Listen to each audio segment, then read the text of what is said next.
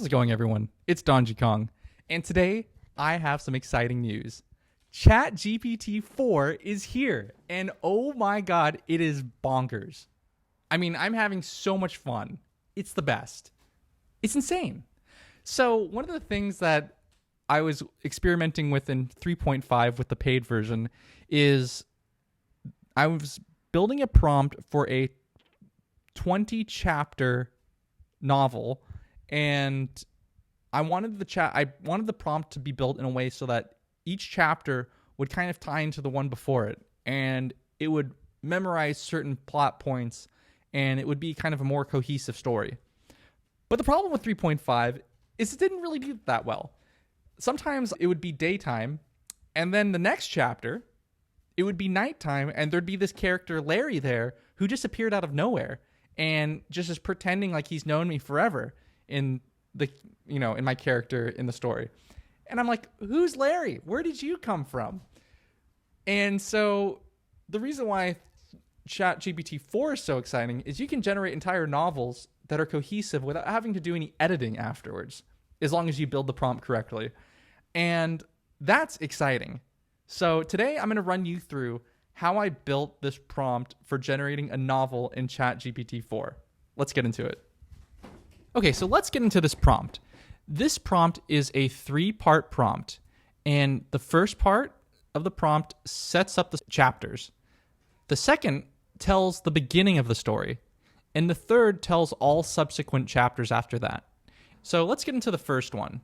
It's, can you tell me a story about an adventurer named Donji and his adventure? So this is the part where we start setting up the story, and we just give the premise. Next we say, but before you tell me a story, I want you to make a 20-chapter outline with chapter titles, but don't tell me the story until I tell you to. And it should look like this. Chapter X title, okay? We're going to copy that. And we're actually going to select the ChatGPT 4 model because it's ChatGPT 4 time. So we will paste this in. And as you can see, it'll start generating it in the format as specified. The next part of the prompt is then give the story from chapter 1 from a list below. Now, you're wondering what list is below. Well, what we're going to do is we're going to copy all of this and then paste it in the bottom of the second prompt, so it knows exactly what to reference. And the reason why we do this is ChatGPT doesn't always remember stuff perfectly from way back in the chat. Maybe if you're down 30 chats, it might start making up stuff to fill in the blanks. So we need to give it a local memory that it can always refer to. So in all of our prompts, we will always remind it of the chapters. And next part is we say, don't include anything from chapter 2, the next chapter. So if you leave ChatGPT to its own devices, it will just start telling a story with all of the information given. So it'll draw from chapter 1 through 20, and it won't be a good story because it'll just ruin everything right away. We also want it to foreshadow later chapters without telling us explicitly what's going to happen in the future. And so we have to specify that because it has all of the information it needs to know to ruin the story in the current chapter for later chapters. And we don't want it to have access to that. So we say, do not give anything away that would be relevant to later chapters, only foreshadow things that could possibly happen in the later chapters. Do not tell the ending of a story or wrap up a story. Every story should end without completing the narrative. The reason why we put this is in testing, if I said, do chapter 1, every chapter would end like, and then they went happily ever after. We don't want it to have that kind of ending to a chapter. After we fix the way the story is being told through these things up here, we then start getting into formatting the text. And you'll see something interesting here, and I'll go over it. First off, we start off with the chapter title and the chapter number. Then we go into the body of the story. But then we do this thing where we put the end stats. And I'll explain what that is. At the end of the story, it will give stats that happened, like the location at the end of the story, all characters mentioned, and the time of day.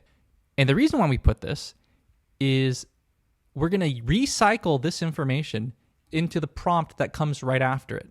And this helps bridge the gap between prompts and lets things become much more cohesive because it'll take key information and make sure that that key information is being addressed in the next prompt.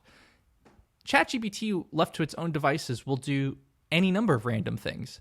So while ChatGPT 4 is good, we want more control over exactly where it's going to put the story.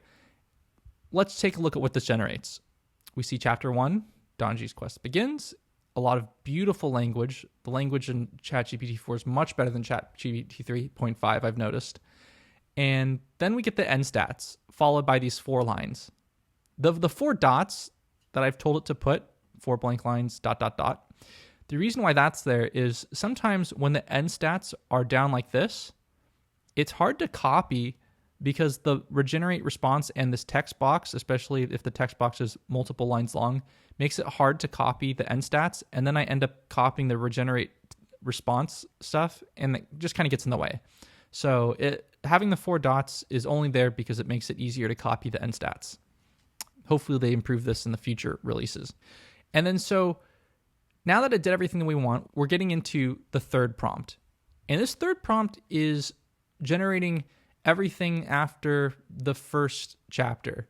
So for chapters 2, 3, 4, 5, 6, 7, 8, all the way till 20. And basically what we do is we take these end stats and we plug them into this section right here. The thing that's different about the third prompt is it starts off with a recap that takes this information and puts it right at the beginning of the next prompt.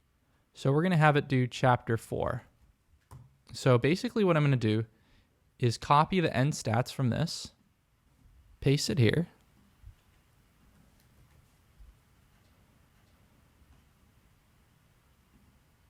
and I'm going to say chapter 4 and chapter 5. And as you can see, it starts recapping what happened before, and then it goes into chapter 4, which we can see is Fizz, an unexpected ally. And that's about it for how this works. That's the overview about how the 3 different prompts work and how to use these prompts to tie in various parts of the story and kind of weave them together into one novel with 20 chapters. One thing that you could do to enhance this is to add in a little clause that says, in the storyline, I want you to make a foreshadowing of certain events that should happen later. And then just like we did with the location, time of day, characters, you can also add a new section to that says past foreshadowed events. And then you can also add in a new clause into your prompt that says, I want you to include past foreshadowed things in this chapter when it makes sense. And then at the end of that story, you'll have location, characters, time of day, and then past foreshadowed events. And then so every single time you generate a new story, it'll pick up on those foreshadowed events that happened in the past. And I think adding this addition is one thing that you could do to make a much better story moving forward. So that's one improvement that I'm going to experiment shortly after this video. So that's it for today's content. If you guys liked it, please drop a like and subscribe. And I look forward to, having you join my community.